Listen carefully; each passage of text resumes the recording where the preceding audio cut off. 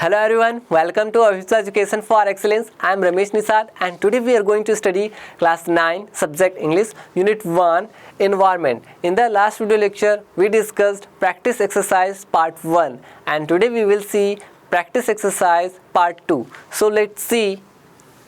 Read an extract from the poem My Tree by Garnet Engle carefully and answer the questions that follow.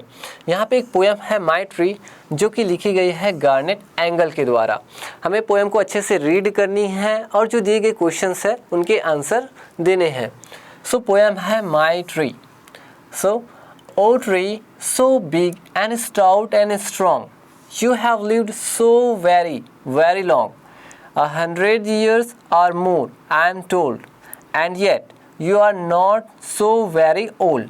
Big means बड़ा, stout means मोटा, strong means मजबूत, lived means रहते थे, very long means बहुत लंबा, more means अधिक, I am told means मुझे कहा गया है या मुझे बताया गया है, yet means अभी भी, old means पुराना.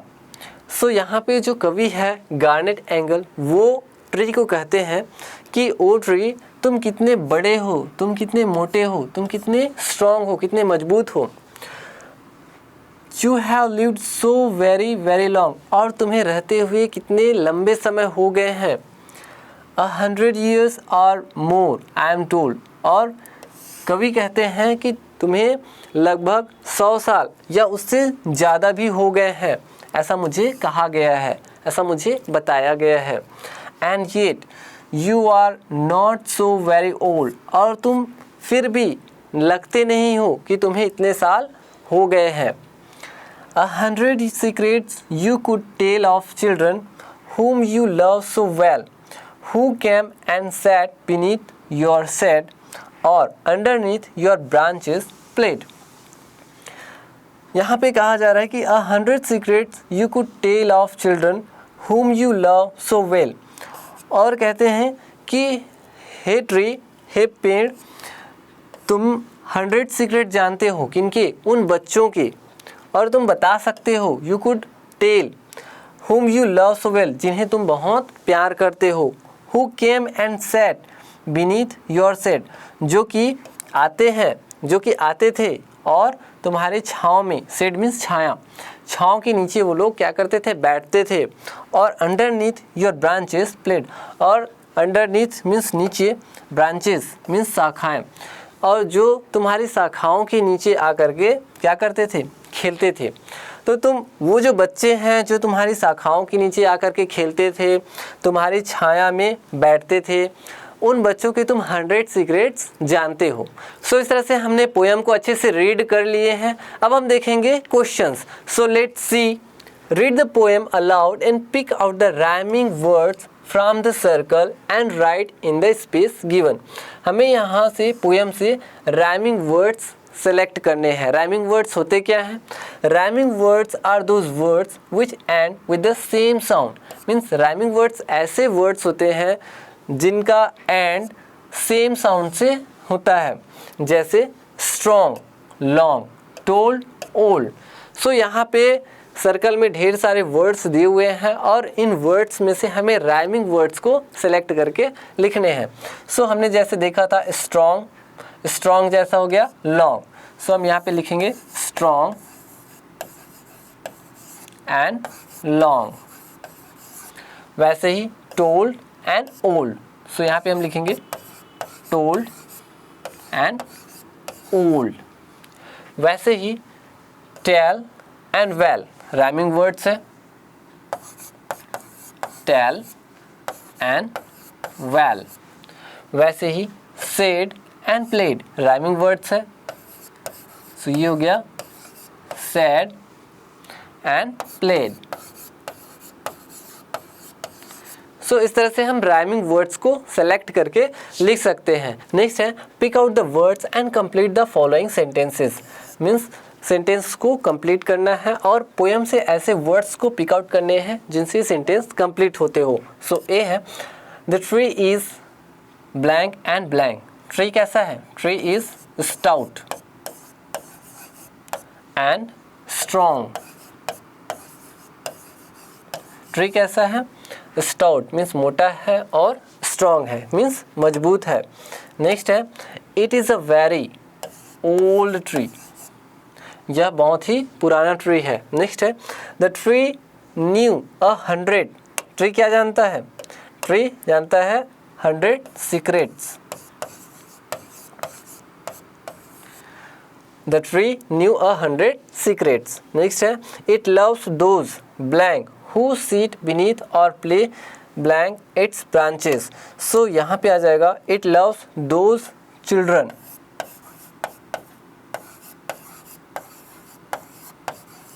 who sit beneath or play underneath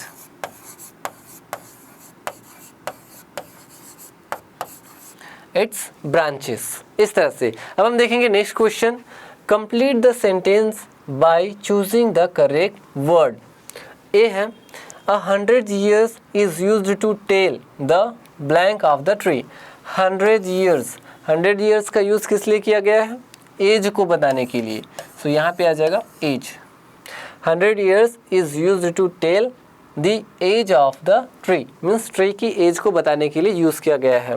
next है 100 secrets is used to tell the blank of the tree। जो 100 secrets है, ये जो वर्ड्स है इनका यूज़ क्यों किया गया है? सीक्रेट को बताने के लिए। सो यहाँ पे आ जाएगा सीक्रेट्स। इस तरह से। नेक्स्ट क्वेश्चन है pick out words from the poem that describe the tree. Poem से ऐसे वर्ड्स को पिक आउट करने हैं जो हमें बताते हैं ट्री के बारे में। तो ट्री कैसा है? Tree big, stout and strong. जो ट्री है वो बड़ा है, मोटा है और स्ट्रॉन्ग है मीन्स मजबूत है। नेक्स्ट क्वेश्चन है write T for true and F for false after the following sentences. यहाँ पे कुछ सेंटेंसेस दिए हुए हैं और इन सेंटेंसेस को पढ़ करके ये जानना है कि ये ट्रू है या फॉल्स है।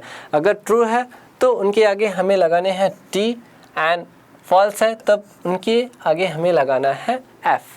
So let's read the tree is big, stout and strong. जो ट्री है वो बड़ा है, मोटा है और स्ट्रॉन्ग है। सो ये होगा true. T the tree always to provides shade for children to play. जो ट्री है, पेड़ है, वो हमेशा बच्चों को खेलने के लिए छाया प्रदान करते हैं। सही है, इसलिए यहाँ पे आ जाएगा टी। नेक्स्ट है its branches are not long. इसकी जो ब्रांच है, इनकी जो शाखाएं हैं वो लंबी नहीं है एंड लिफी नहीं है। To provide shelter, shelter means शरण, टू द बर्ड्स, और बर्ड्स को शेल्टर मीन्स शरण देने के लिए ये योग्य इनफ नहीं है। सो यहाँ पे हो जाएगा फॉल। सो यहाँ पे आ जाएगा एफ। नेक्स्ट है the tree is not very old. Tree old नहीं है, वेरी ओल्ड नहीं है। सो यहाँ पे आ जाएगा फॉल्स, क्योंकि ट्री को 100 years हो चुके हैं। The tree does not like the children. जो पेड़ है वो बच्चों से प्यार नहीं करते या बच्चों को पसंद नहीं करते। ये फॉल्स है। सो इस तरह से ट्रू एंड फॉल्स हम जान सकते हैं। नेक्स्ट देखेंगे next question, answer the following questions. Who is I in the poem. I कौन है इस पोएम में? सो आई है द पोएट मीन्स जो कवि है वो है। Whose secrets could the tree tell. Whose means किनका या किसका, किसका सीक्रेट्स ट्री जो है वो कह सकी, बता सकी। तो the tree could tell the secrets of the children. जो बच्चे हैं, बच्चों का सीक्रेट ही ट्री जो है वो बताता है या बता सकता है। Who sat beneath the tree. Who means कौन। ट्री के नीचे कौन बैठता था? तो बच्चे ही बैठते थे, children sat beneath the tree. Next है who played under the tree means जो ट्री है, ट्री के नीचे अंडर कौन खेलते थे? Who played. सो आ जाएगा the children played under the tree. तो बच्चे ही जो पेड़ है, पेड़ के नीचे खेलते थे। नेक्स्ट क्वेश्चन है match the words in column A with their opposite in column B. यहाँ पे कुछ वर्ड्स दिए हुए हैं कॉलम ए में और कॉलम बी में इनके जस्ट अपोजिट वर्ड्स दिए हुए हैं, तो हमें यहाँ पे मैच करना है। So let's read big. Big means होता है बड़ा, सो बड़ा का जस्ट अपोजिट हो जाएगा स्मॉल मीन्स छोटा। वैसे ही स्टाउट, स्टाउट मीन्स होता है मोटा, सो मोटा का जस्ट अपोजिट हो जाएगा थिन मीन्स पतला। स्ट्रॉन्ग मीन्स मजबूत, सो इसका जस्ट अपोजिट हो जाएगा वीक मीन्स कमज़ोर। लॉन्ग मीन्स लंबा, शॉर्ट मीन्स छोटा या ठिगना। ओल्ड मीन्स पुराना, सो यंग मीन्स जवान या नया।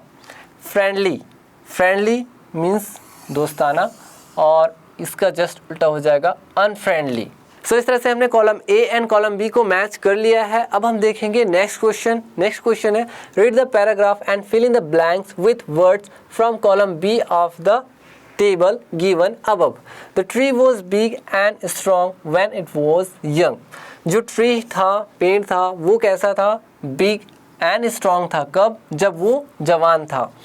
As it grew older, it became blank and blank. अब ये जो पेड़ है वो कैसा हो गया है? ओल्डर हो चुका है, यानी पुराना हो चुका है। तब ये कैसा हो गया है? अब ये हो गया है week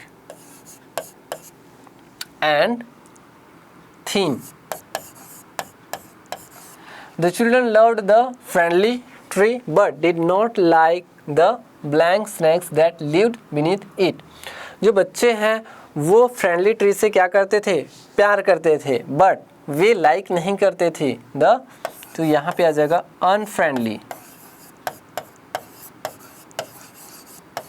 unfriendly snacks that lived beneath it. इस तरह से नेक्स्ट क्वेश्चन है make a list of verbs action words that occur in the poem. Poem में आए हुए ऐसे एक्शन वर्ड्स हैं जिनका हमें लिस्ट बनाने हैं। सो लिस्ट है लिव, लिव मीन्स रहना, टेल मीन्स कहना या बताना, लव मीन्स प्यार करना, कम मीन्स आना, सीट मीन्स बैठना, प्ले मीन्स खेलना। सो इस तरह से हमने प्रैक्टिस एक्सरसाइज पार्ट 2 को कंप्लीट कर लिया है। I hope you understood this video lecture very well. I will meet you in the next video lecture. Till then, thank you.